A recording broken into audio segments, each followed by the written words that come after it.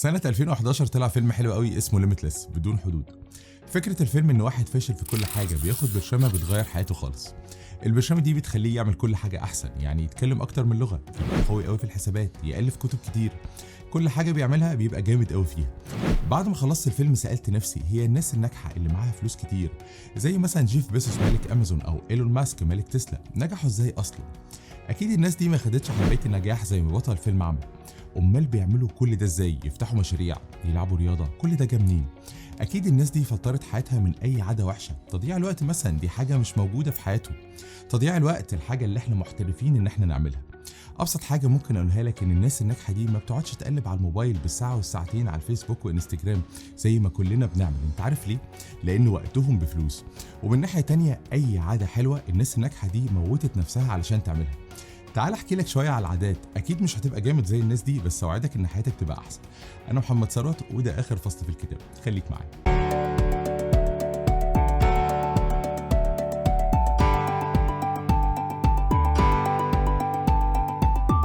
السلام عليكم. من غير مقدمات كتير خليني اقولك انت ليه محتاج تظبط عاداتك. لما تشوف واحد صاحبك رايح جاي على الجيم قاعد هناك بالساعه والاتنين على طول بتسال نفسك ايه يا اخي، هو انت ما بتتعبش؟ نفس الشعور بالظبط بيجي لك لما صاحبك المثقف كل اسبوع يقرا كتاب جديد فتسال نفسك ايه يا اخي، هو انت ما بتزهقش؟ الاجابه هنا ان الناس دي لا هي تعبانه ولا زهقانه. الحاجات دي بقت عادات عندهم.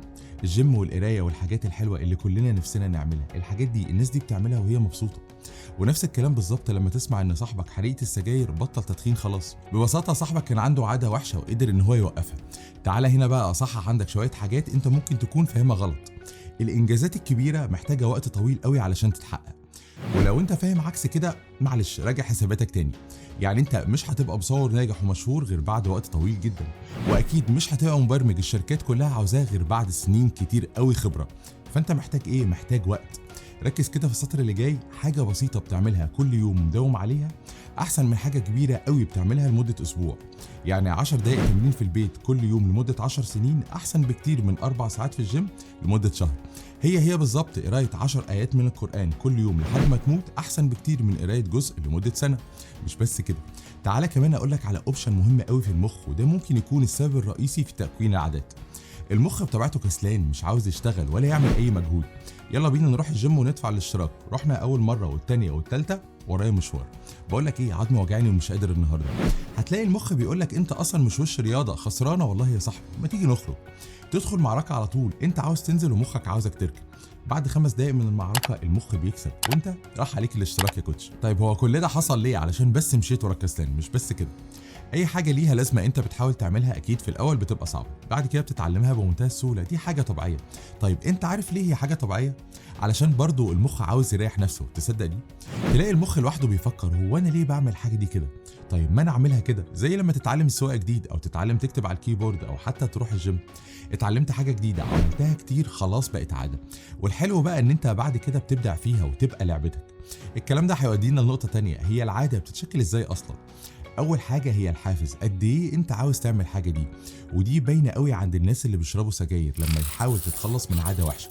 نفسي قوي ابطل سجاير، ريحتي بقت وحشه على طول، سناني بقت صفرة، شكلي بقى يقرف، انا حاسس كده ان انا عجزت ومش قادر اطلع السلم. ايه ده، انا صغير جدا على اني قلبي بدا يوجعني.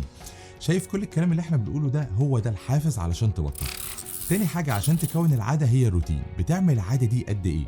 كل ما بتعمل الحاجه دي كتير كل ما الموضوع بيبقى سهل، وتبتدي كمان تدمنه. تزعل قوي لما توقفه زي الرياضه، تزعل قوي لو معرفتش تروح الجيم النهارده وتقعد تقول لنفسك انا مقصر. بس الجزء ده هو الجزء الصعب اللي محتاج منك مجهود علشان توصل له. تالت حاجه اسمها مكافاه العاده. انا قررت ان انا اروح الجيم علشان شكلي يبقى حلو والهدوم تليق عليا، هقرا علشان افهم وابقى مثقف. بعد كده تكافئ نفسك على عاده حلوه انت بتعملها، هتلاقي ان الموضوع عجبك وتبقى انت عاوز تعمله على طول. وده بالظبط نفس السبب اللي بيخليك صعب قوي تبطل عاده وحشه. هتلاقي النقطة دي ظاهرة جدا عند الناس برضو اللي بيشربوا سجاير. انت فرحان بتشرب سجاير، طب زعلان بتشرب سجاير، بتفكر في حاجة وعامل لي فيها عميق بتشرب سجاير، طيب مصدع وعاوز تفصل شوية من الشغل بتروح تشرب سجاير. مخك شايف ان دي الحاجة اللي انت عايش بيها، ممكن كمان تكون حاسس قوي ان هي اهم من الاكل والشرب. وده اللي بيخليك مستحيل تبطل تدخين. زي بالظبط الاكل، انت متاكد ان انت تخين وشكلك مش حلو، عندك امراض الدنيا من الاكل بس برضه بتاكل كتير. طيب ليه؟ علشان انت بتحب كده، بتصبر نفسك قدام الناس. باشا الكرش ده عز، انا مش حارب نفسي من اي حاجه، بس انت مش قادر تبطل تاكل. هي دي الحقيقه وهي دي اللي بتبسطك. زي البيبسي على فكره، صعب قوي برضه ان انت تبطل بيبسي، بيبوظ معدتك وبيدمر عظمك، بس انت برضه بتحبه، مغمض عينيك عن اضراره. خد بقى النقطه المهمه دي، مخك عاوز الجايزه بسرعه، ما عندوش صبر ان هو يصبر كتير على حاجه هو هيستنى عليها. علشان كده سهل قوي ان انت تشرب سجاير وبيبسي، وصعب قوي ان انت تروح الجيم. اسهل من كده كمان ان انت تاكل كتير وكرشك يدلدل قدامك، بس صعب قوي ان انت تعمل دايت. اسال نفسك كده، هتقعد قد ايه علشان تبقى مثقف وتقرا اول 100 كتاب في حياتك؟ 5 سنين؟ اكيد مخك مش هيفكر ولا عاوز ولا حتى فارق معاه ان انت تبقى اصلا مثقف. طيب تعالى لما نعلي مع بعض شويه، تشتغل وتحوش 100,000 جنيه ولا تاخد كارد؟ اخد كارد طبعا. استنى بس، هو القرض ده اصلا حرام وهتتبهدل فوائد، بس هو السهل علشان كده انت بتروح له. الكلام ده هيودينا لنقطه تانية جنبها، ازاي اكون العاده. قبل ما اجاوبك خلينا متفقين ان في نوعين من العادات، عاده سهله وعاده تانية صعبه. تعرف ان شرب الميه دي عاده؟ معظمنا ما بنشربش ميه كتير، وده اللي بيبهدل الكلى عندنا. كلنا بنبتدي نهتم بالميه امتى؟ اول ما نتعب. في ناس بقى بتفكر في الموضوع ده، منزله برنامج على الموبايل يفكرها كل ساعه ان هي تشرب كوبايه ميه لحد ما بقت عاده عندهم. طيب عاده القرايه عاده صعبه جدا ومش سهل خالص ان هي تبقى عندك. وانت بتختار اسال نفسك الاول، ايه اللي انا محتاجه؟ الرياضه، الاكل الصحي، القرايه؟ اختار اللي تحبه وابتدي بيه على طول، بس ادي لنفسك شويه وقت وما تستعجلش. الموضوع في الاول محتاج صبر وقوه اراده، ان انت تحط هدفك قدام عينيك. وانت ماشي في طريقك اختار اصحابك كويس، يعني ما ينفعش خالص تبقى انت رياضي وكل اصحابك بيشربوا مخدرات. اختار اللي يشجعك وتروح مع الجيم، اختار اصحابك كويس. معلش ان انا بكررها تاني، الموضوع الاول بيبقى حلو وانت نفسك فيه، بعد كده ايه اللي بيحصل بقى؟ بيبقى صعب علشان مخك مش عاوزه. لو عديت المرحله دي هتتبسط وهتتبسط جدا كمان. مش بس كده، ما ينفعش تدخل اكتر من عاده جداد مع بعض او تبطل كذا عاده قدام مع بعض. يعني بعد ما سمعت مني الكلمتين دول، ما ينفعش ان انت تقرر ان انت تبقى انسان جديد، تلعب رياضه، تكون انسان مثقف، تتعلم كل يوم حاجه جديده، تشتغل على نفسك، تبطل سجاير، تاكل اكل صحي، تبطل تمسك الموبايل بالساعات. الحوار ده ملوش غير نهايه واحده بس، ان انت هتروح تنام هتصحى بكره ناسي ان انت شفتني اساسا. واحده واحده يا كوتش، الموضوع ده بيتاخد بالصبر. ابتدي واصبر هتنجح. من الحاجات المهمه برضو في العادات ان هي تبقى على طول قدام عينيك. نفسك تقرا صفحه قران كل يوم، خلي المصحف على طول قدامك، هتلاقي ايدك راحت له كده اول ما عينك تشوفه. طيب والجيم؟ شنطه الجيم لازم على طول تكون جنب الباب، اول ما ترجع من الكليه تقفل الباب هتشوفها، فهتقول لنفسك ايه بقى؟ بص انا هدخل بسرعه اخد شاور وانزل على طول اروح الجيم. البرنامج بتاع شرب الميه خليه شغال على طول. في عادات كده لو انت عملتها هتساعد عادات تانية جنبها.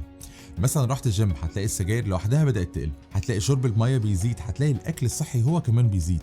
طيب هقرا كتب، غير ان انا هفهم اكتر، هبقى مركز اكتر، عينيا تقرا الكلام بسرعه. نقطه كمان مهمه هنا، بعد شويه في اي عاده جديده مخك هيقولك انا تعبان النهارده، ما تخليها بكره، اوعى تسمع الكلام. خليك متاكد ان ده اول مسمار علشان انت توقف العاده دي. هروح الجيم يعني هروح الجيم، هقرا صفحه من القران كل يوم يبقى لازم اقرا الصفحه، هشرب 10 كوبايات ميه يبقى لازم اخلص ال10. طيب اعمل ايه لو انا مش قادر خالص؟ اعمل حاجه برضو بس قللها، خليها النهارده نص ساعه جيم بس. ازعل قوي من نفسك ان انت مش جدع ومش راجل، ازعل من نفسك قوي ان انت مفيش حاجه عارف تعملها، لوم نفسك قوي النهارده ووعدك بكره ان انت هتلتزم بخطتك. في حاجه كمان مهمه قوي وتحفه قوي اسمها ربط العادات. يعني انت مثلا بتصلي تمام الحمد لله، ايه رايك ان انت تربط معاها ان انت بعد الصلاه ان انت تقول استغفر الله العظيم 100 مره؟ مش هتاخد منك وقت كبير بس هتطلع مستفيد. او بعد ما تخلص الكتاب اللي انت بتقراه ان انت تلخصه زي ما انا بعمل في القناه كده هنا مثلا. ان انت تعمل حاجتين مش حاجه واحده بس. حاجه كمان مهمه، في فرق كبير بين هدف انت عاوز توصل له وعاده انت عاوز تبنيها. خد المثال ده، انت دلوقتي وزنك 150 كيلو، مش عاجبك وزنك ونفسك تخس. قبل ما تخس لازم تجاوب على السؤال ده، انت عاوز وزنك ينزل وتخس ولا تبقى انسان رياضي؟ لو بس عاوز تخس ممكن تعمل عمليه تكميم، وزنك هينزل خلال شهر، بس لو عاوز تبقى انسان رياضي فانت هتتعب قوي، هتروح الجيم لمده سنه بانتظام علشان توصل اللي انت عاوزه. اكيد العاده اصعب بكتير قوي بس احسن لك لان هي مكمله معاك مدى الحياه. حاول كمان على قد ما تقدر ان انت تبعد عينك عن الحاجات اللي انت عاوز تبطلها. نفسك تبطل بلاي ستيشن لان هو بيحرق لك وقتك وانت عاوز تركز في المذاكره. اول حاجه تعملها بعد ما تاخد القرار ان انت تعمل ليفت لكل جروبز البلاي ستيشن اللي عندك على الموبايل، لان هي هتفضل تفكرك باللي انت عاوز تنساه. طيب تعمل ايه كمان؟ تدخل كل جروبز الاكل الصحي علشان تبتدي تعمل زيهم. العادات موضوع حلو قوي وفعلا بيخلي حياتك تتغير لو انت عندك اراده وصبرت على كده. لو الحلقه عجبتك شرفني ان انت تشترك في القناه وكمان الجرس في طريقك علشان الجديد. انا محمد ثروت وده اخر فصل في الكتاب، اراكم على كل خير.